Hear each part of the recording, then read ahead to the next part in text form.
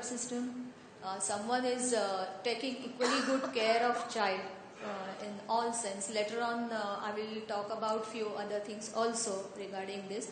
But I feel initial stage it is important. After that, it really doesn't matter much if you have good backup system. But though I'm not from your field, I still feel probably it's my own comment, maybe without any very scientific reason behind it.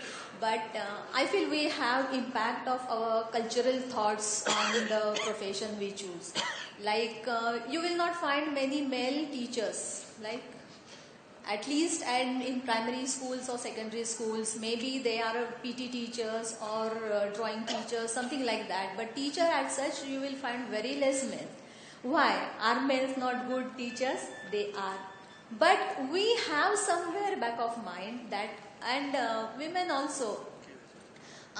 Other thing is that it's not that whether women can do this job or not, but I feel maybe the time constraint. If you are in financial advisor thing, maybe you have to adjust, though it's a positive side that you can choose your time to work, but it is client based work, so maybe you have to adjust your time according to clients as well. So it may be difficult for a woman to cope up with both the things, time required at home and time required, odd hours maybe at times required for clients. So that can be the reason why women are not choosing not only this career but maybe all other careers which don't have fixed times. That also can be the reason, but it is my perspective. Yeah, own perspective. So, yeah. Are we empowered by the family is what we give. Taru, I will ask you. See, sometimes, inspiration goes a long way. Women are able to see, you're from the media, you write. When other women see, there are all kind of views and stories about professions, about what is possible, what is doable, not doable. Are we having enough in the media, enough conversations about finance as a profession that is a good one for a woman to have? Is there enough writing? Or do you believe that much of finance writing is dominated by men? What would you think? Yeah, I think first of all I would like to give my comment about this financial advisor, why few women are there. So if you go back, you have as an advisor, when you use the term advisor, people would like, woman, you don't know. I have seen the brightest of professionals and their husbands in their house, in their family. If she tries to be in the forefront of all, then she is not, treated well. People would not like it. Oh, who is she to advise like that? So first is that very, very deep-rooted idea of women.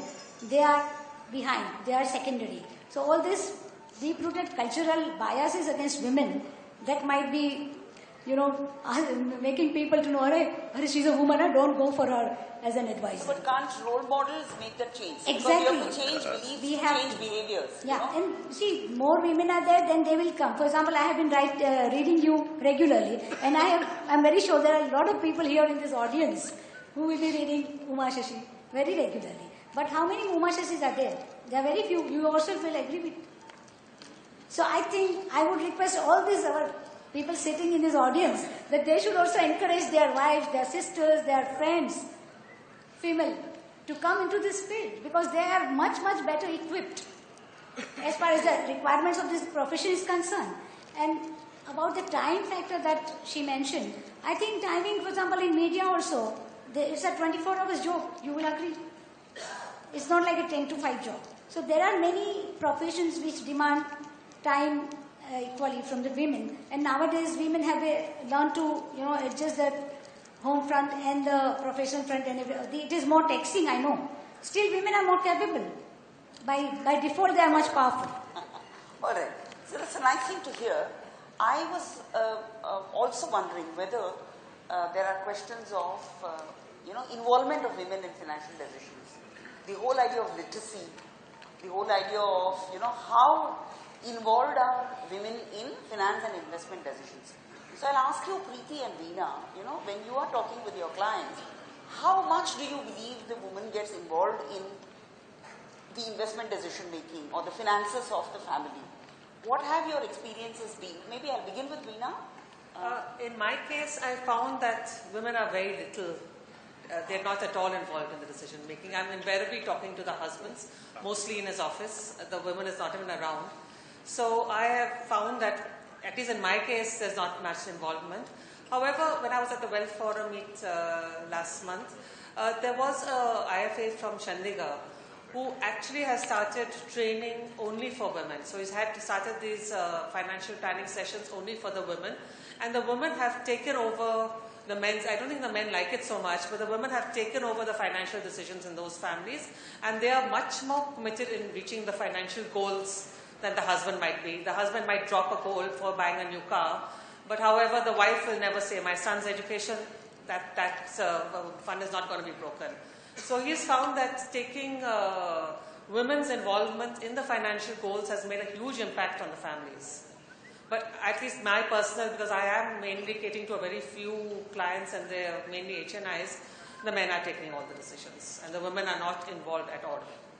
What's been your experience? Well, I insist that the family is present, especially in the first meeting when we are doing a client presentation or fact finding.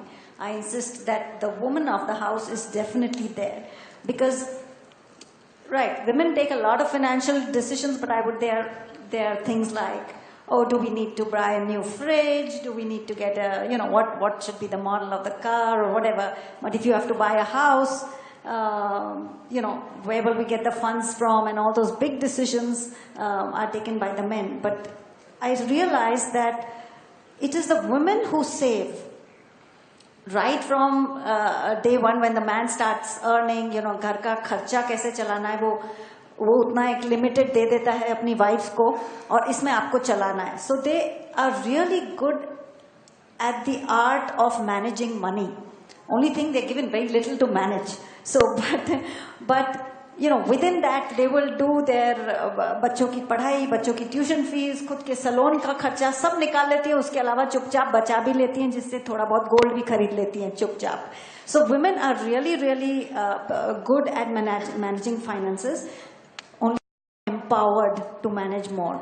And I think somewhere all the husbands and brothers and fathers sitting here need to kind of acknowledge that and empower their females in their lives to sort of take on the role in a bigger way, and it will bring you immense rewards, I guess. Brinda, I wanted to ask you about this whole role playing. Is that such a rigid thing? Because in the family setup, there are these traditional cultural ways of looking at things where you have men playing a certain role and women playing a certain role, and families are considered well balanced when these roles are. I mean, that's been the way things have happened. Of course, in the modern times, a lot has changed. But do you think these are too entrenched to change? Are we asking for too much? What is your view of, when you look at a family as a unit, you think that role playing is a good thing for the child?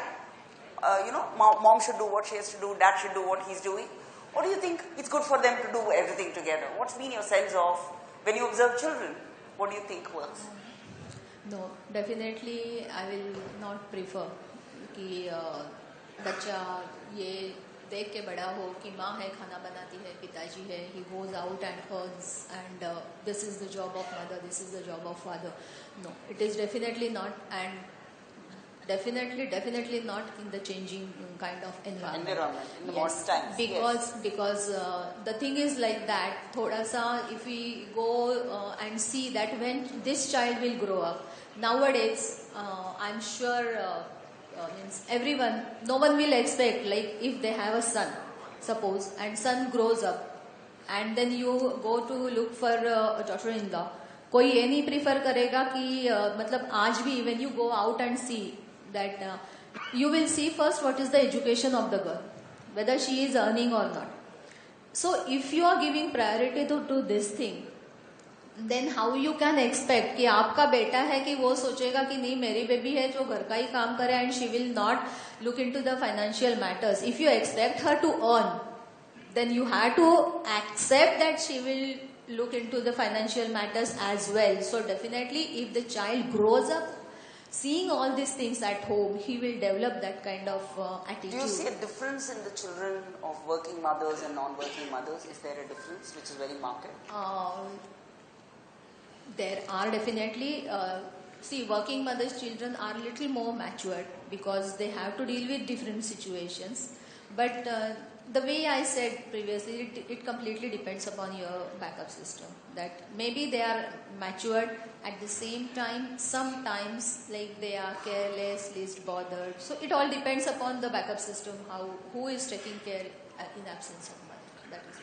Tharu, I wanted to ask you, when we talk about women empowerment, women coming in and making finance decisions, women not doing it, etc. How do you think if one has to, I'm not talking in the context of the house, I'm saying in the context of the nation, if you want more and more women coming forward and getting involved in financial decision making for the household, beyond saving, as she points out, we want more and more women actually taking investment decisions and actively doing it. I believe it can only happen like a movement, you know, it needs to. So, how do you see it at a macro level? How can we really enable such empowerment? What can we do to empower, to enable that? I think first it should start at the family level only, because the moment family members start keeping that faith in the woman's decisions, she will be empowered. She will think that, oh yes, I'm right, I'm on the right track, my people trust me. And automatically she will have more courage and more charge, she will be more charged to go ahead and forge in the public life also. And one very, very myth, you know, which I think most of our male members have created, that women are fond of shopping only. So you will find a lot of jokes making rounds and on all the public social media also. But as she said, women are the one who really save. In fact, I have seen that if you ask, you give 500 rupees to any one of these members, male members, they will go out and even unwanted things they will go and buy. Whereas a woman goes out with that money, she will buy only the things that are needed. So that we have to trust that choice and we have to trust that instinct of women, and they will definitely do much, much better. Yeah, there is this view, even in the government's cash transfer, you know, direct fund transfer which the government is planning. Exactly, yeah. You know, the worry has been this, that if you provide the family grains, the mother will make food. But if you credit the bank account, maybe the father will spend it. I think, but these are very qualitative judgments. In a sense, I don't think we can generalize or push it too much. But my sense really is that there is a sense that nothing is lost if women are not involved in finance. You see, it doesn't look like it is a big problem. You know, things chal raha hai, somebody else is taking care of it. So it is not something that requires me. So that's what I'm asking. Yeah, Uma, for that, you know, our media has to play a big role. Even our educational curriculum books. For example, as you were talking about role plays. So we have this, in Gujarati, we have a small nursery rhyme sort of Gujarati Bal Geet, where the line comes, Papa amara office se gaya, Mummy amari kitchen ma che, Dadi amari mandir ma gayi.